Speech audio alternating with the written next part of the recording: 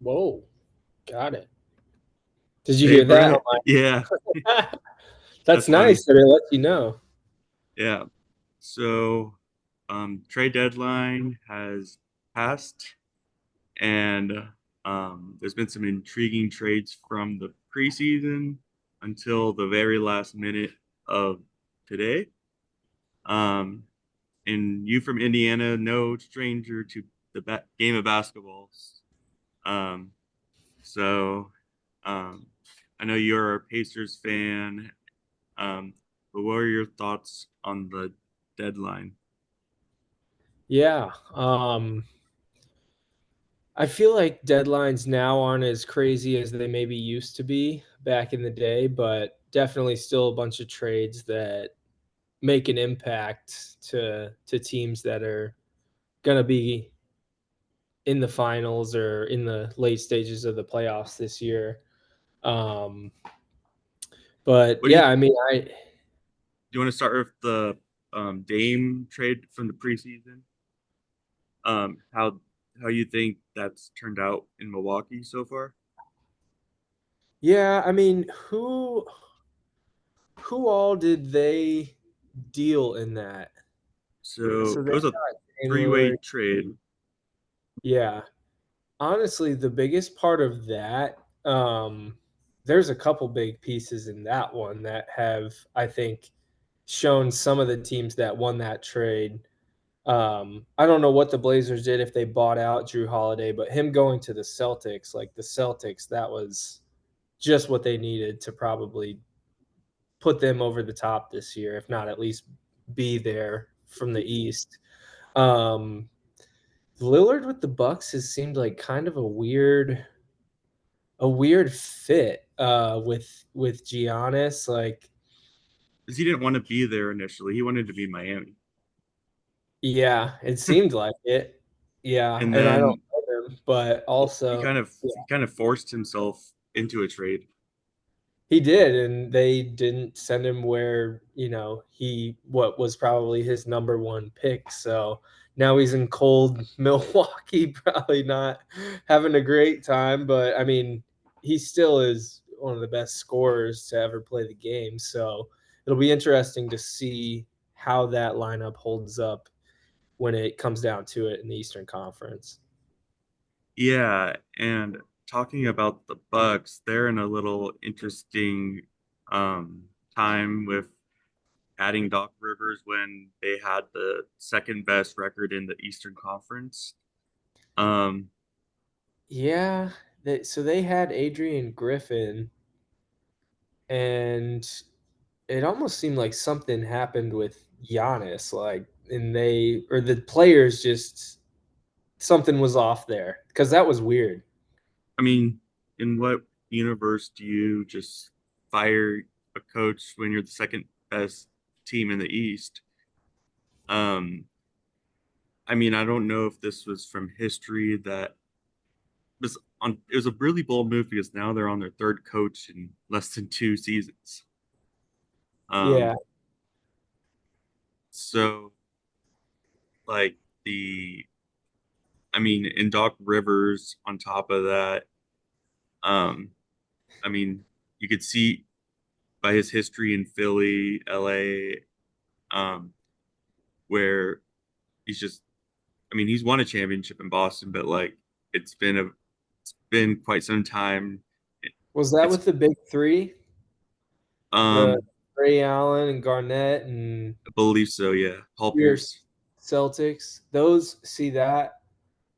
Those teams in that era of basketball was the best in my opinion, like just prime time, but most competitive. It wasn't soft like it is today with how the game is called, how many points are scored, whether teams actually even try on defense. Like those were the Cavaliers, LeBron, against basically LeBron by himself against Ray Allen, Paul Pierce, and Kevin Garnett. And those were some of the most fun battles and matchups that I've ever watched. Yeah, I mean, what a treat was that Lakers Celtics finals. Yes, yeah. I think we See, had like, those twice. yeah, those matchups were amazing. But I mean, yeah, Doc Rivers literally went from announcing games on ESPN, announcing Bucks games at times, I'm sure, to coaching them, and that just like leads me to question how much do coaches matter in the NBA? Mhm. And how much are today like the superstars of the team the ones who behind the scenes seem to be influencing these decisions? Yeah, and LeBron almost got what's his name? Spoelstra fired back in the day because he had so much Yeah. power. That's why they call him the GM.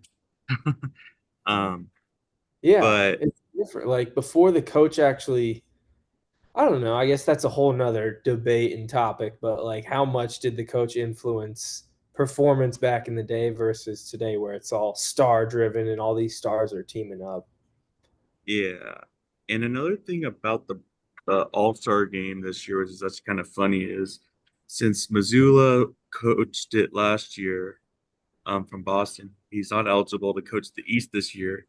So the runner-up was the Bucks, and Doc Rivers is coaching the All-Star game for the East by default,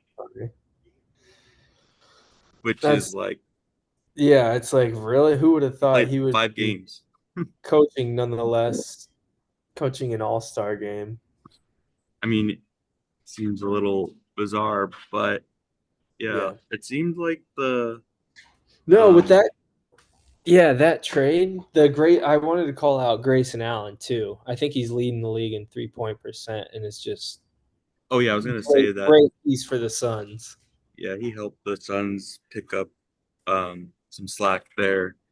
Yeah. Um Who did Nurkic go to? Nurkic is Phoenix. he's on Phoenix. See, like though that's the type of player that I wouldn't be surprised if you saw Phoenix and Denver in the West Finals, and Nurkic is someone who's going to go throw his body at Jokic and piss him off. Mhm. Yeah, and Great game. for the I think the Suns won that trade. yeah, and then the Bucks, you can see their absence of Drew Holiday. Yeah.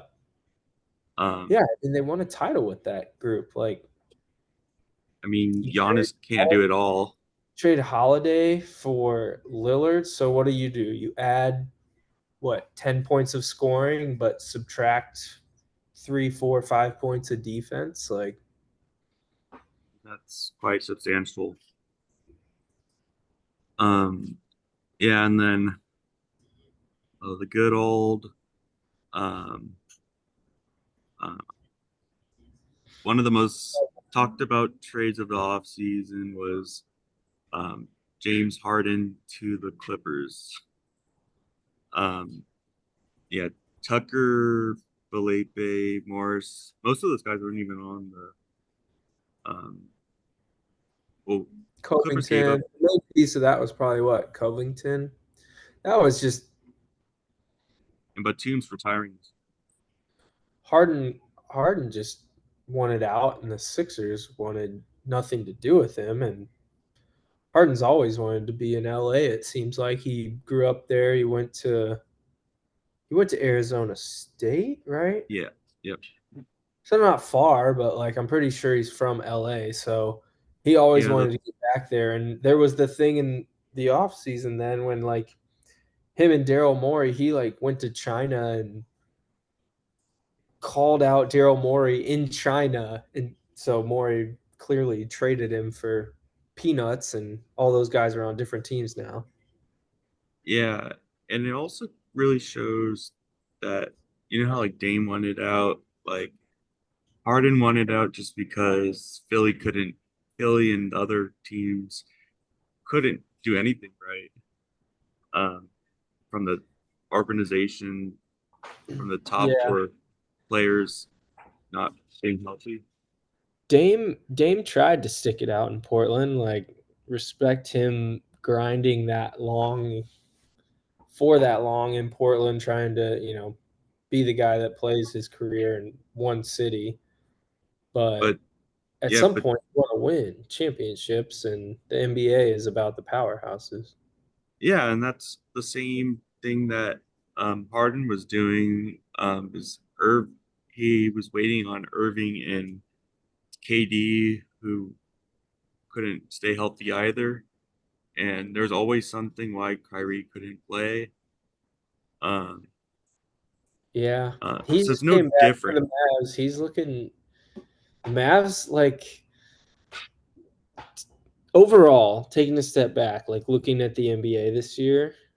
It's probably one of the more fun and evenly distributed as far as how like the teams and who has a chance to win it all. Like there's probably a good 6 to 8 teams that I wouldn't be surprised if they won the championship. And in years past, it's like there's probably 1, 2, maybe 2 to 4 teams, I guess, Yeah, that you think are gonna win it. So, like, it isn't where we had a spell there where I felt like you kinda knew each year who was gonna be there at the end, and it just wasn't that fun. Whereas now you have like Denver and Phoenix and the Clippers, yeah, like the Timberwolves, the Thunder, and to talk about some of the new and exciting, like fun teams, like what and the I think Thunder are second or third. It's crazy.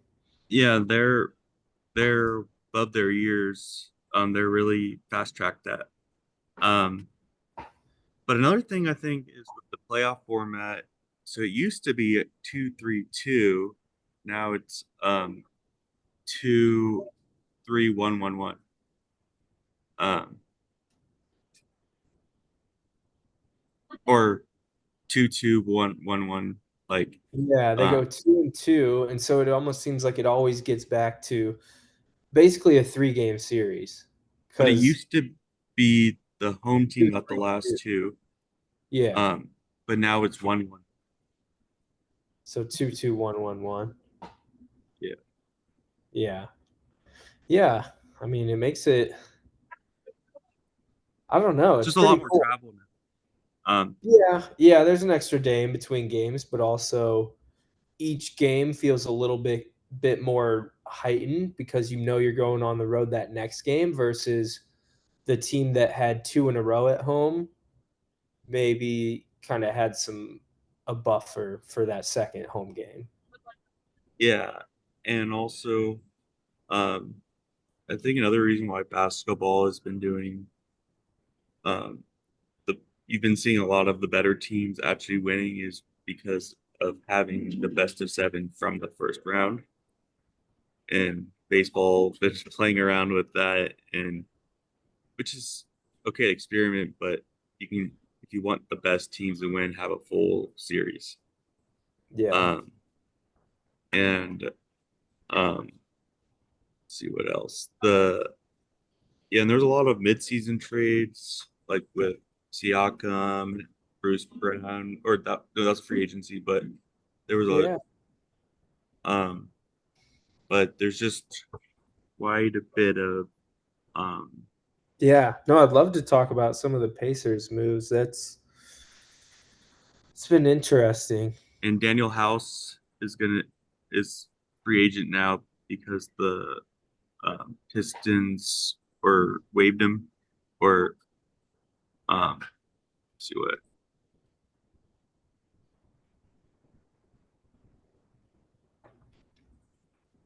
So What a great way to spell Daniel. Danuel. Did you yeah, see that? yeah. Danuel. Danuel House. So Did you say my name? he got traded, and then the Pistons basically um, are are allowed him to get bought out. So um, so even though the deadline's over, he's going to be a free agent, kind of like how Russ became a Clipper with after being traded to the Jazz.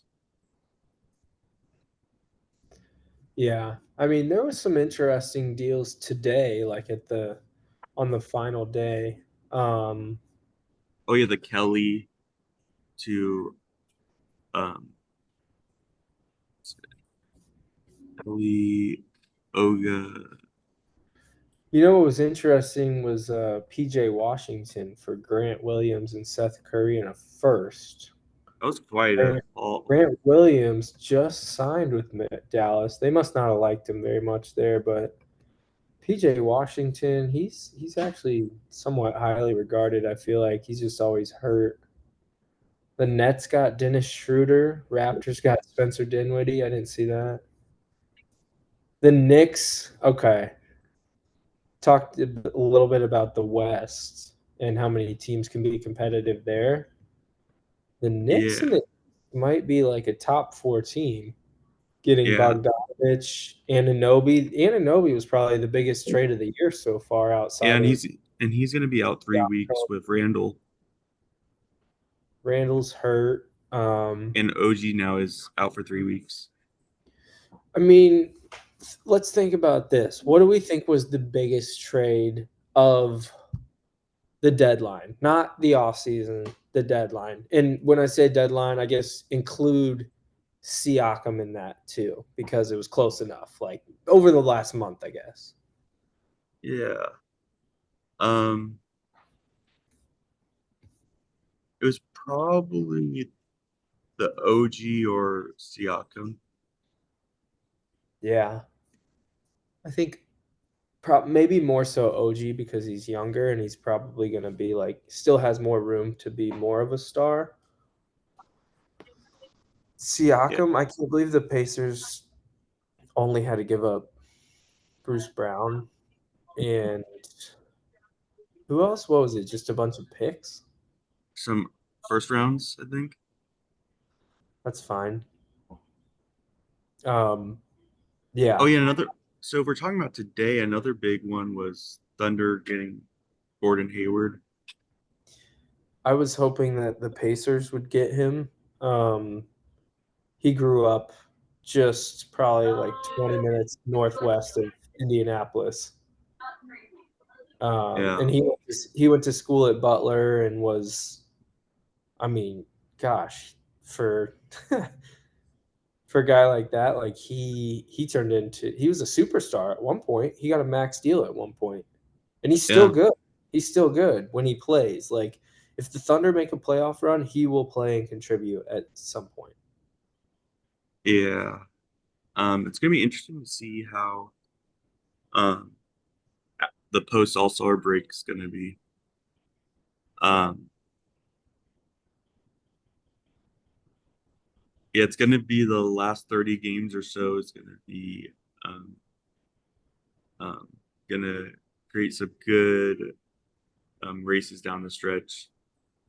Yeah, I feel like that'll be like when you're watching the last teams who are playing the last 10, 15 games of their season, you'll notice I bet you'll see the scoring go down a significant amount because teams will try and play defense and like they're trying as hard as they can to win, as opposed to right now they're trying to balance energy with games they think they need to win. So that'll be, I mean, it just turns into like a playoff atmosphere once it comes down to, fighting for seeding and fighting for a playoff spot. And to add on about the um like motivation to play at a high level throughout the season. I know the in-season tournament had a lot of critics, um, and it's still new. Um, but you definitely saw teams trying, like the Pacers, that made it. Um, you saw like they're like even the Hallie was saying that they've never been in a playoff atmosphere yet. Yeah. Um, and I, yep. and most importantly for the fans of those like Wizards or the Spurs that if they could pull off one, it gives them a reason to be excited or to see them playing against the top competition. Um, and then on top of that is for awards now the 65 game minimum to um, be eligible for those major awards. Um, um, Yeah, I love that. I love that. Guys can't load manage if they want to win an MVP or a defensive player of the year or whatever it is. Yeah, That, it's here's something I'm curious to ask you about that heard the other day. I think it was just like highlights. It was maybe last night's Clippers game, and they were just talking about. I think it was Scott Van Pelt talking about Kawhi and how he's actually playing this year.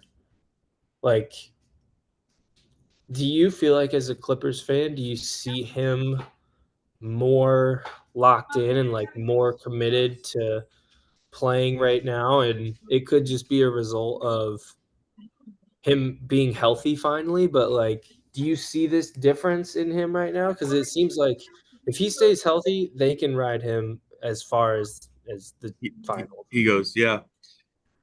So yeah, good question. And so as a Clippers fan, um, Kawhi, I mean, he's definitely more engaged, more involved, and he's out there almost every game. But at the same time, he's actually healthy, and it really pisses him off when he why Embiid is getting um like all the love for um or people are feeling bad for Embiid when Kawhi tore his ACL meniscus and they're saying he load managed. Um, I mean, granted, if you want to, in what you're seeing in Kawhi right now is not his ceiling. He still has a lot more. He was more crazy in playoff mode. What's his Um, stats right now? You were asking me the other day if you think he could, if I thought he could be MVP, and I was like, that sounded crazy. But then I saw it again, and it was like, you know what? He's averaging 24, 6, 3.7, shooting 53% from field goal and 45 from three. Pretty damn good. yeah, and he's a big reason that when the Clippers lost 30, Clippers were 25-5. He's averaged pretty much that same exact stat line his almost his whole career, except he's raised his 3 point percentage, his shooting percentages over the years. And he's picking up his defense. Yeah. Um, Well, he's always been one of the best defenders. Like he was the LeBron stopper, and when the yeah, Spurs got a couple championships, like oh man, my when he was coming out of college, my dad knew all about him and wanted him so bad. hmm And the Pacers drafted him and traded him for George Hill. yeah. But Um, yeah, but on top of that, like it just shows that um, like people always question about Harden, oh, not playing defense, but if you watch Clipper games, like he's good at poking the ball, giving effort. So it really shows how bad the situation was in Philly. Um, yeah. I mean, it seems like, and that's probably a bit of a testament to Tyronn Lue, right? As a coach, like it seems like he has these guys fighting and are motivated, like actually believing, which they should, that they can win it all this year because they have the team if everyone is committed and healthy. They've had this roster before, pretty much, and it's not worked out because just things didn't, fall into place. yeah, on top of that, like granted, if they are to win a championship, but if they were to, it really shows that yeah, like what you're saying about Ty Lue about how un as much as you would think a championship with the star trios happen, it doesn't. The Durant with the Suns hasn't happened yet. In Brooklyn, it hasn't happened. It just shows that um, there's a lot more, and a lot of that Yeah. is players playing. Look uh, how what's cool. Look how Denver just won a championship last year. They drafted Jokic years back in the second round, who's the best player in the NBA. They drafted Michael Porter, who was hurt for his first 2-3 years, who's now an awesome player. They they drafted Jamal Murray, I'm pretty sure. I don't believe he was traded or anything to them, but like all their core guys, and they put pieces around them, like Aaron Gordon, great ad, but they built that it organically. Yeah, Um, since we're running out of time on this meeting, um, so something I wanted to ask you, um, do you think Wemby is the front runner for Rookie of the Year? Wemby versus isn't this considered Chet's rookie year Yeah. technically? I want to see their stats. I thought Wemby was, but I'm curious about the numbers because stat wise, Chet is almost. Well, Chet's playing like a veteran. But this is his rookie year, No, he's playing like a veteran as a rookie, which right? That's what I'm is saying. Like it's a. Here we go. Can I just see their stats? I will. Do you? I want to see their stats side by yeah. side. Yeah, let me Chet and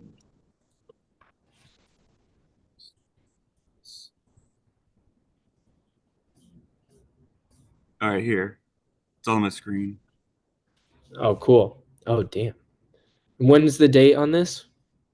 This is recent. Um, This is up to date. it should be. It sounds about right. Okay. It just went blurry on my. I can't really see it on your screen. Can you zoom in there again? Yeah. There we go. Wemby, 20 and 10 and 3. See, Wemby, 3 blocks a game. I think that's leading the league. That's insane. Chet's honestly not far behind though. Um,